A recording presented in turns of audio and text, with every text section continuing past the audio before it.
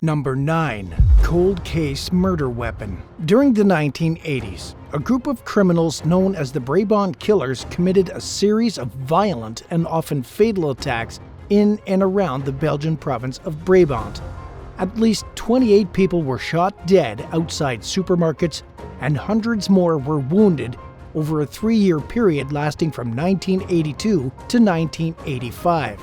Authorities suspected the perpetrators of having extreme political views and that there were up to 10 of them working together, but the number of culprits and their identities remain a mystery to this day.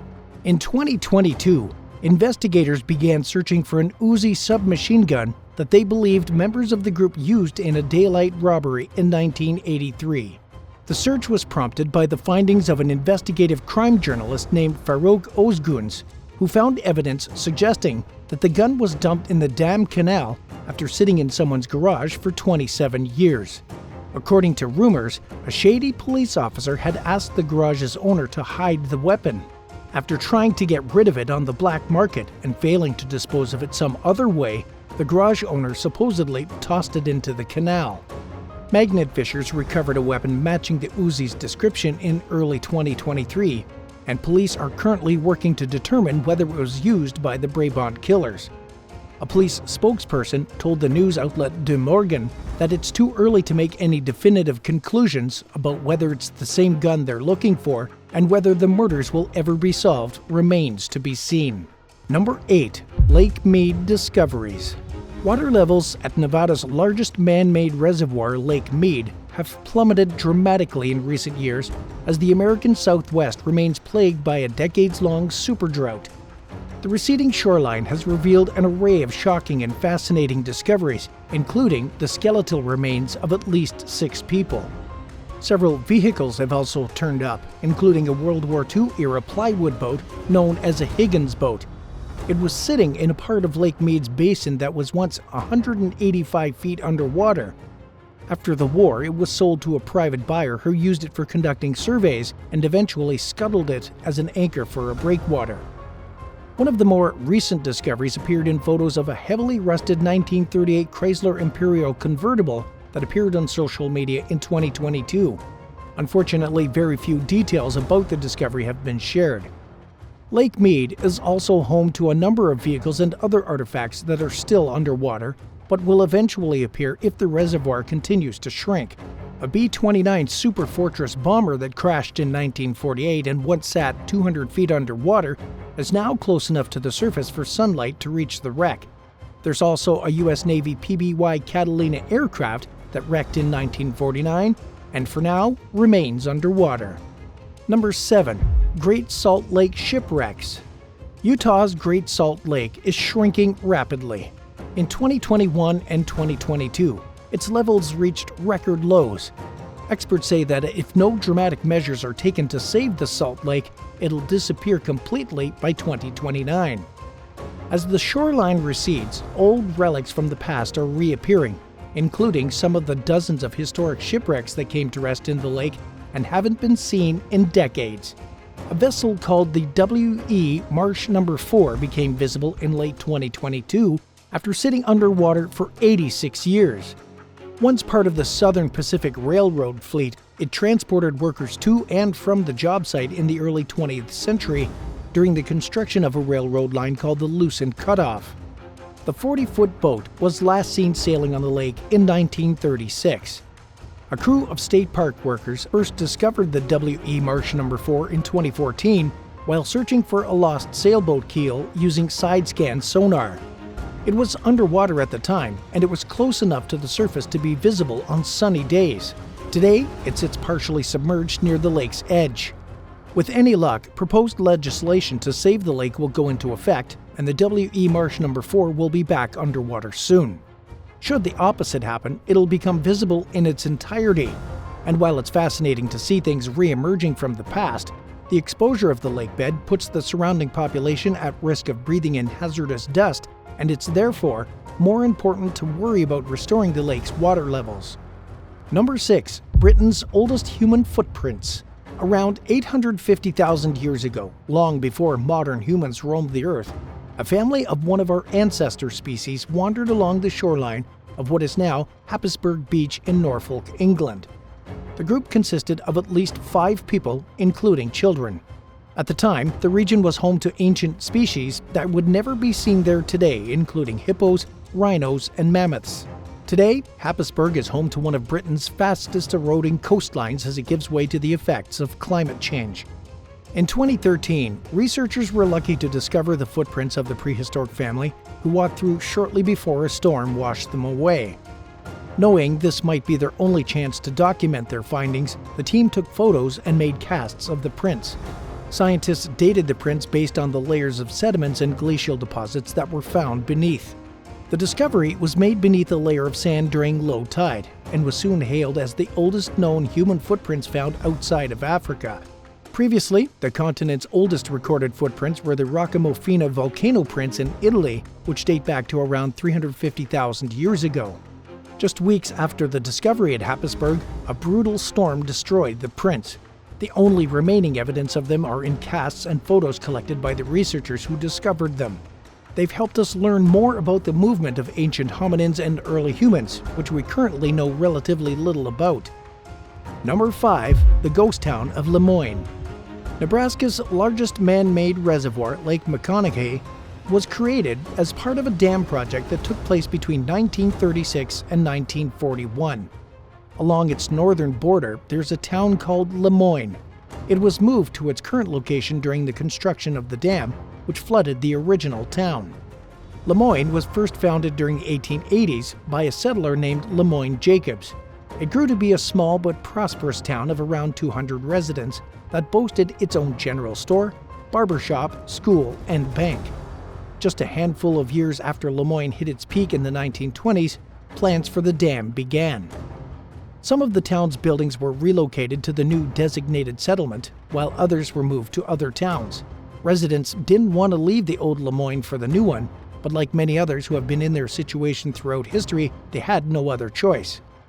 During a drought in 2004, water levels plummeted to near record lows as the lake diminished to about 1/5 of its normal size, and the remnants of the abandoned town became visible for the first time in many years.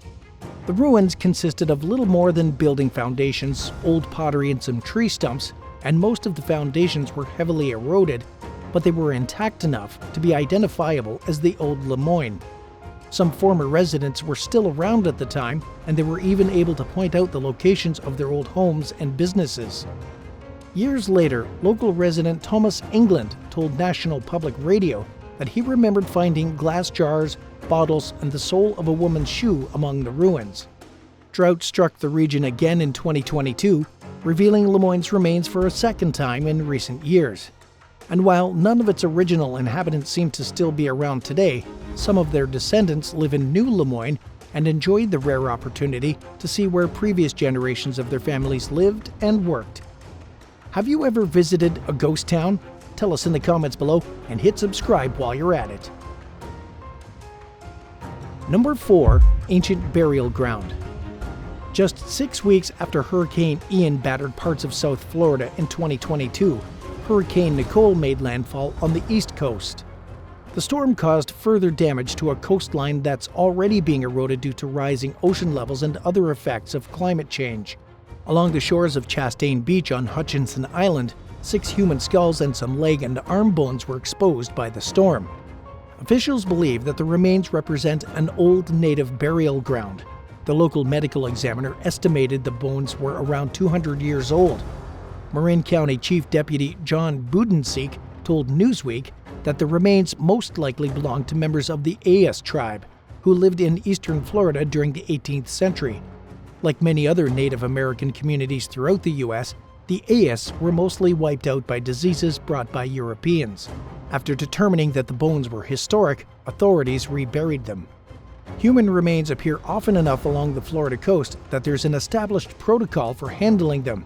If they're not modern and don't appear to have met foul play, please contact the descendants and act according to their wishes. Number 3. American Lion Fossil. Wiley Pruitt was exploring a newly exposed sandbar in the drought-stricken Mississippi River near the Arkansas border in 2022 when he found a large animal tooth attached to a fossilized jawbone. He took it to experts who identified the creature as an extinct big cat called the American lion. The species emerged in North America around 340,000 years ago and vanished roughly 11,000 years ago near the end of the last ice age. Evidence of its existence is scarce, making Pruitt's discovery especially valuable to scientists' understanding of the prehistoric creature. The American lion was around 25% bigger than today's lions, with the largest males weighing as much as 1,000 pounds, possibly more. Speaking with Newsweek, paleoecologist Kate Lyons explained that the American lion was a subspecies of the modern African lion, which means it would have looked similar, just bigger. But researchers don't know if it had a mane because it's impossible to tell based on skeletal remains alone. Experts were thrilled by Pruitt's discovery and are hoping he turns it over to science for further study, although his plans for the artifact are unclear. Number 2. Monte Carlo Shipwreck. The SS Monte Carlo was built out of concrete amid a steel shortage during World War I. It operated as an oil tank for a handful of years starting in 1921, before being converted into a Prohibition-era vice haven that operated off the Long Beach, California coast. The 300-foot ship lurked in international waters where high rollers, celebrities, and wise guys could indulge in gambling and prostitution far from the prying eyes of mainstream society and law enforcement.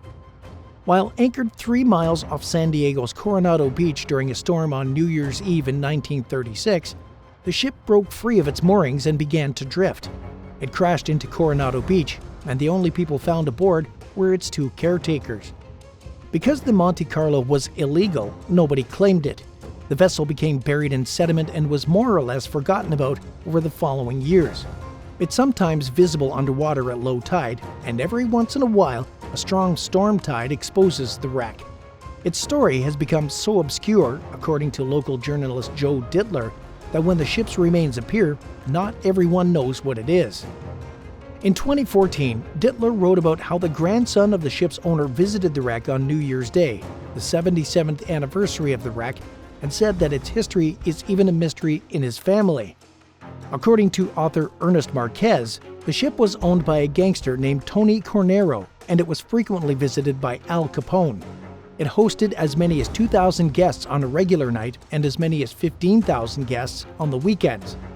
At the time the Monte Carlo wrecked, it was closed for the winter due to ongoing disputes with the local government, which couldn't stop it from operating in international waters, but imposed massive fees and permit requirements in a bid to shut the floating casino down, which explains why there were only 2 people on the ship on New Year's Eve.